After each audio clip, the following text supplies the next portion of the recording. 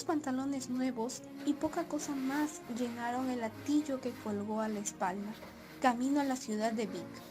No llevaba dinero en su modesto equipaje, llevaba sí el recuerdo de su madre, de sus hermanos, de su primer profesor de latín, el rector Antonio Rocker, y sobre todo de la Virgen de Montgrone, y del hermoso retablo del rosario de su parroquia. Todo iba quedando lejos, lejos, mientras que los recuerdos más entrañables se hacían cada vez más vivos.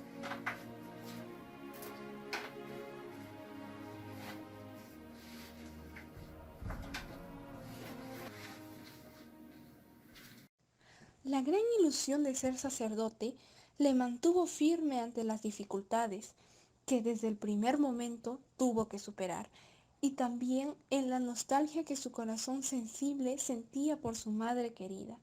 Las primeras noches, lejos del hogar, Francisco miraba al cielo y contaba las estrellas, pero en su pobre habitación faltaba el calor del hogar. Entonces, en el silencio del recuerdo, dialogaba así. Mamá, quiero ser un sacerdote. Hijo, ¿sabes lo feliz que me hace oírte decir eso? Haré todo lo que esté a mi alcance para llevarte al seminario. Sí, mamá, dejaré la casa, el pueblo y todo lo que tanto quiero. Acercándose el momento de ir al seminario, el momento de la partida se acercaba. Francisco empezó a sentir el doloroso martirio de la despedida, y cuando esto llegó, se acerca a su madre y dijo: Siempre pensaré en ti, mamá. Siempre, mamá. Yo también, hijo. Asistía a clase al seminario como alumno externo. Francisco, sentado en una banca, se preguntaba a sí mismo: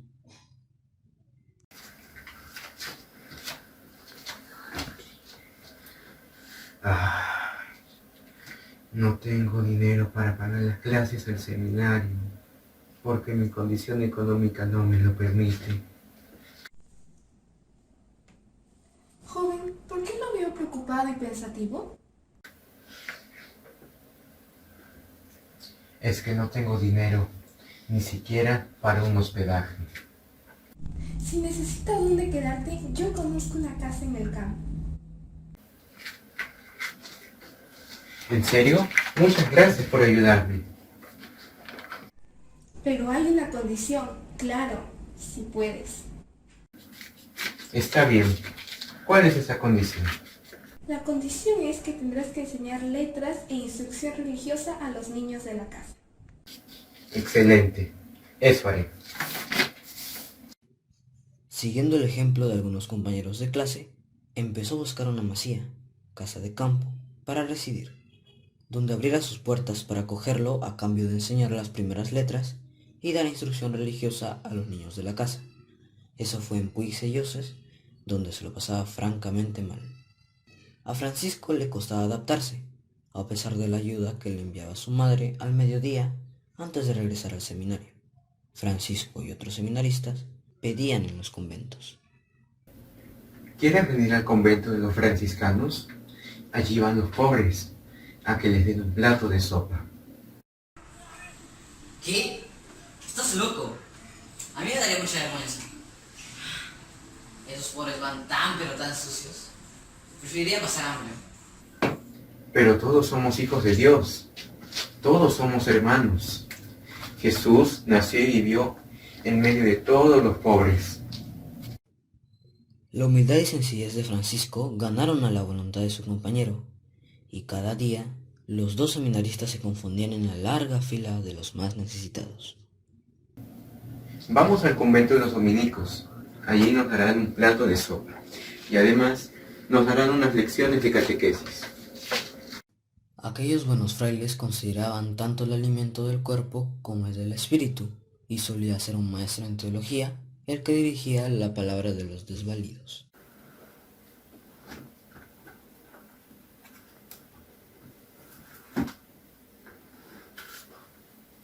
¿Qué será de mi mamá? será de mis hermanos? ¿Qué será de toda mi familia? Hace tanto tiempo que no los veo.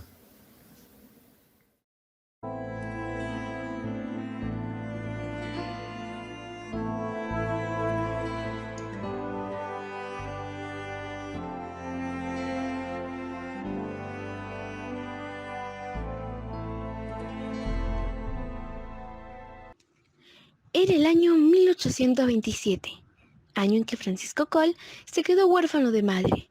Siendo aún seminarista, vivió un hecho misterioso que encauzó definitivamente la vocación del joven Francisco. Cuando un día, pasando por la rambla de Santa Teresa, se le acercó un desconocido que le dijo: Tú, Coll, debes ser dominico. ¿Yo? ¿Quién me lo dice? ¿Quién eres? Se quedó pensativo durante mucho tiempo. Después de muchas plegarias, reflexionó y en el tercer año decidió dar el primer paso para discernir la voluntad de Dios, acercándose al convento dominicano. Siento que Dios me llamó y no quiero hacerme el sordo. Tengo que hacerlo. Es su voluntad. En ese instante, el padre prior lo recibió y le dijo: Pasa, hijo. ¿Qué haces por aquí? Padre, quiero ser parte de la comunidad dominica. Es tiempo de servir a Dios. Pronto se dio cuenta de que aquel joven era bueno, pero pobre, y pobres también eran ellos, así que la comunidad no podía asumir la responsabilidad de mantener a un fraile joven, pero perder aspirante era perder una joya. En el mismo convento de Vic le aconsejaron ir al convento dominico de la ciudad de Gerona, donde eran más numerosos y organizados. Lo siento mucho, hijo, pero la economía del convento no es buena. Mejor ve al convento de Gerona, donde hay más posibilidades de ser admitido como un fraile. Está bien, padre. Iré. Gracias. Después de muchas horas de camino, Coll exclamó: Este camino es muy largo, pero mi fe y mi amor hacia Dios me dan fuerzas y valor. Cuando Francisco llegó a Gerona, ya había anochecido. Dudó buen rato antes de llamar a la puerta del convento. ¿No será demasiado tarde para tocar estas horas? ¿Se molestarán? Ya es muy tarde y no conozco por aquí. Tengo mucho miedo de pasar la noche en la calle y el miedo de molestar me embarga. Coll se encomendó en ese momento a la Virgen. Virgencita, ayúdame. Se persinó y tocó con timidez, pero nadie lo escuchaba, y lo intentó nuevamente, pero con más fuerza, y un fraile le abrió la puerta. Sí, joven, ¿por qué toca tan tarde? El pobre muchacho se quedó helado y titubeando decía: Vine para servir a Dios. En eso apareció el padre prior. Este joven viene para quedarse con nosotros. Inmediatamente le abrazó diciéndole: Seas bienvenido, ya te esperábamos. A Francisco se le ensanchó el corazón. Gracias, Padre. Pondré todo de mí para seguir el camino del Señor. Desde ese día, Coll comenzó su vida con los dominicos para servir a Dios.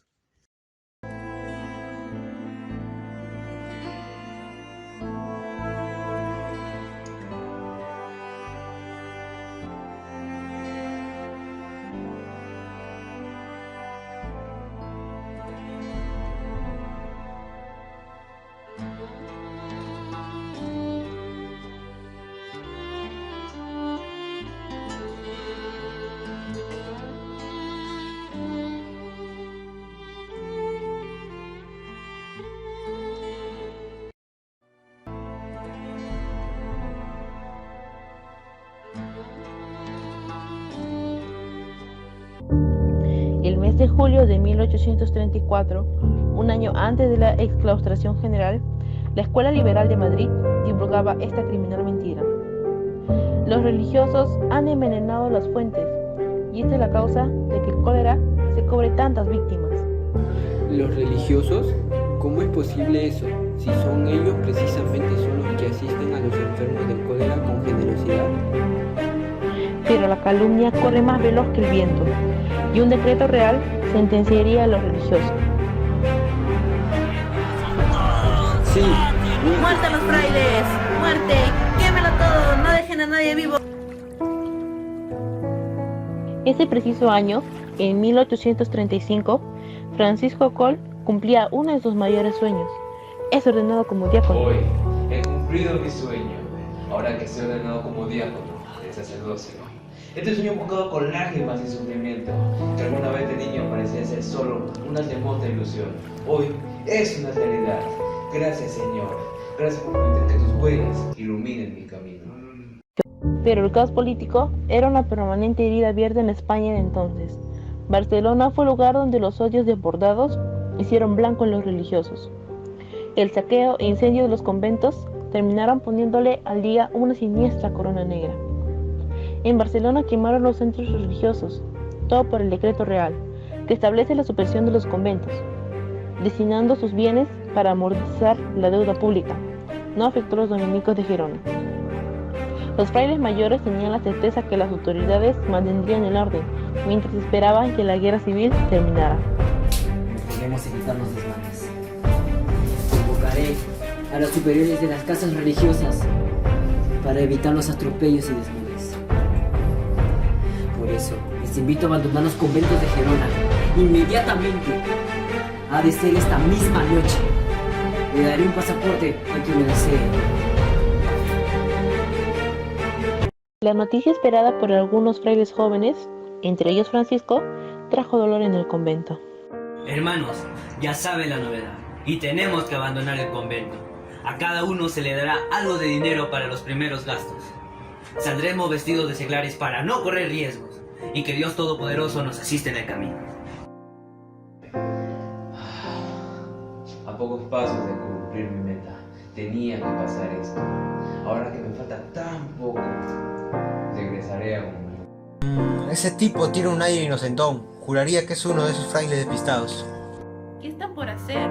Conozco a este muchacho y no tiene nada de fraile. Viene a mi casa sin bolsillo. Le agradezco que...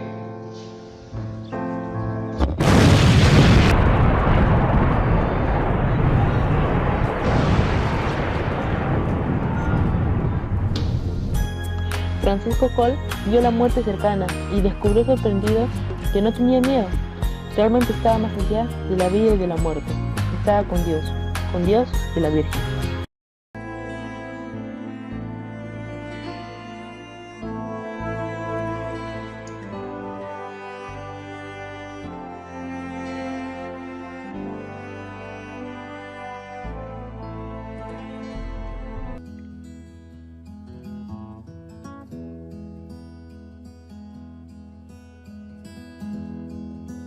El padre Coll añoraba a sus hermanos dominicos, añoraba el silencio del claustro, añoraba el estudio reposado y sereno, también añoraba las horas deliciosas del receso, en que todos los hermanos compartían la alegría y el buen humor.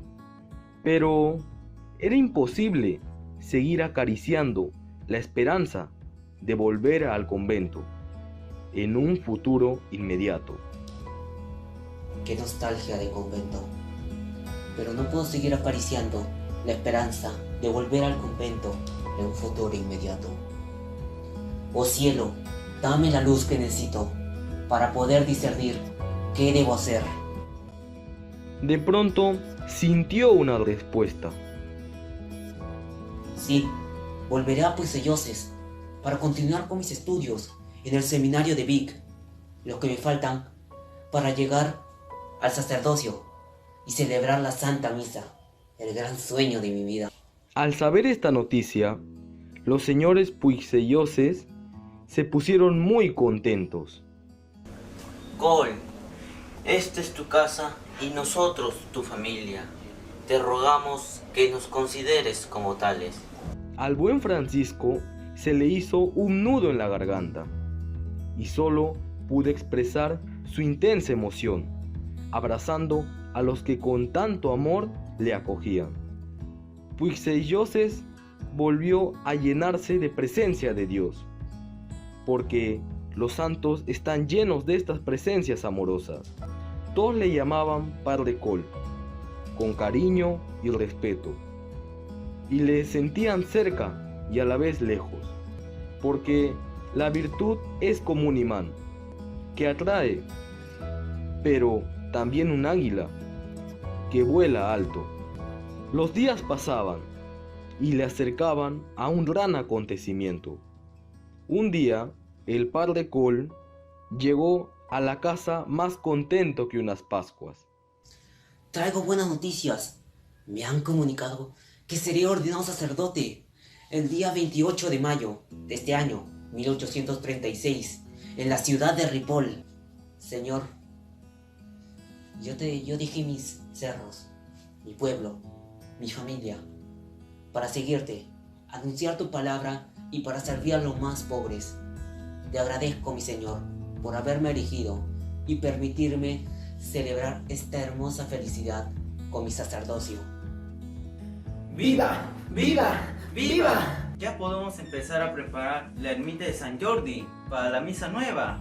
La arreglaremos, la pintaremos y la llenaremos de flores. Abriremos las puertas de par en par para acoger a todos nuestros amigos y vecinos.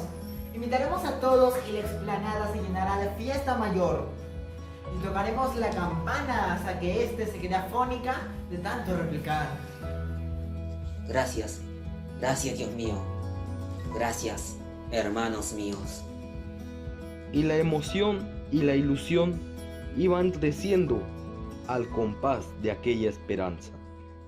Pero sobre todo, crecía la devoción del Padre Col, que preparaba su primera misa con largas horas de silencio y de plegaria.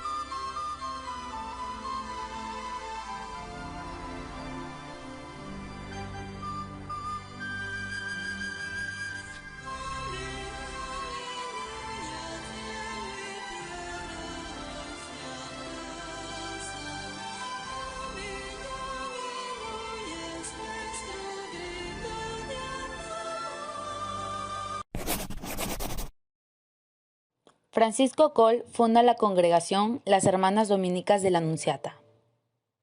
Francisco Col fijó su residencia en Vic y, vestido de sotana, recorrió las calles. La gente no dejaba de maravillarse de su humildad. Él movía multitudes, que dejaba huella hasta en las piedras del camino. No conocía la vanidad.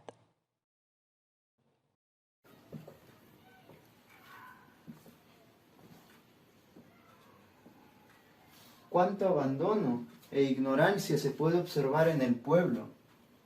Los niños y niñas de pueblos pobres no van a poder educarse.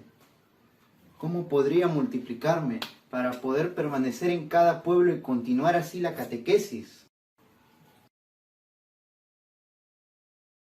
Así, el 15 de agosto de 1856, en el número 4 de la calle Colnau, en una pequeña habitación obtenida por caridad de una buena señora, el Padre Col reunió a las 7 primeras jóvenes para comenzar la nueva fundación. De esta forma, podría continuar con la obra emprendida. Así, nacieron las Dominicas de la Anunciata, en una casa prestada con lo mínimo necesario, pero con mucha generosidad, audacia y total confianza en la ayuda de Dios. Inmediatamente se levantaron voces de oposición, las cuales no estaban de acuerdo con este proyecto del Padre Col. Hoy, 15 de agosto, comenzaremos una nueva fundación para llevar la palabra de Dios a los más necesitados. Bien, padre, seremos almas consagradas al Señor, reunidas en vida comunitaria, de acuerdo con el estilo y las tradiciones de la Tercera Orden Dominicana de Penitencia de Santo Domingo. Continuaremos con la obra emprendida y nos dedicaremos al servicio educativo en los poblados pobres y abandonados. Pero, muy pronto, las cosas se complicarían. El año anterior, un decreto real había prohibido nuevas fundaciones. Francisco, la fundación no puede llevar el mensaje de Dios, porque está prohibido nuevas fundaciones. Así que mejor, esas jóvenes que se vayan a sus casas. Además, no han emitido ningún voto. ¿Y esas almas? ¿Qué será de esas almas? La vocación religiosa de esas jóvenes es sincera. Está bien. Esas jóvenes pueden vivir su propia vida religiosa y habitar reunidas, pero no podrán aparecer en público con toca. Ah, otra cosa. Nada debe constar en los papeles oficiales para no tener problemas con las leyes civiles. Si bien el padre Cole había conseguido permiso para continuar con su fundación, la opinión pública de Vic se puso en su contra. No entiendo. ¿Cómo en la pobreza extrema se atreve a continuar su fundación? ¿Quién se ha creído ese padre Cole? Y lo peor es que engaña a esas muchachas ingenuas. No tiene dónde caerse muerto y se las da de fundador. A pesar de los constantes ataques, Francisco les daba aliento a las jóvenes. No sufran, hijas mías. Debemos soportarlo todo, porque esto es obra de Dios, y como tal, crecerá, y crecerá mucho. Tengan confianza en el Señor, pues ningún obstáculo humano impedirá el cumplimiento de un designio divino. Al cabo de un año, la fundación tenía casa propia gracias a las limosnas y contribuciones monetarias de almas caritativas. Con la ayuda de unos amigos eclesiásticos, organizaremos una escuela de preparación de maestros. Bien, padre, seremos unas estudiantes muy responsables y dedicadas al estudio. La obra de Francisco Cole, que había surgido de la nada, ahora tenía casas filiales en pueblos y ciudades. Entonces, era el momento de redactar la regla o forma de vida de las hermanas. Exigiré a mis hijas pobreza, castidad y obediencia en la práctica de la observancia.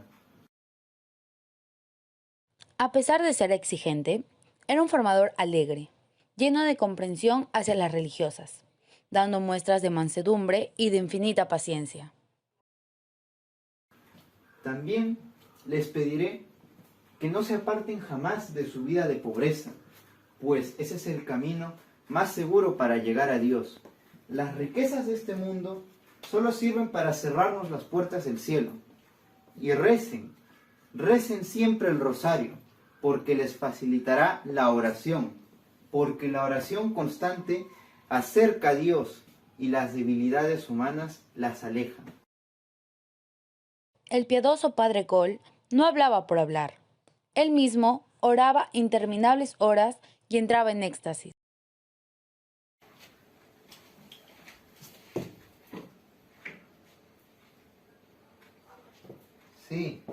Sí, la Anunciata es obra de Dios y dada comienzo por la obra de mi Padre Santo Domingo. Desde el principio empezó a brotar esta hermosa flor, la Anunciata. Sí, la Anunciata es obra de Dios.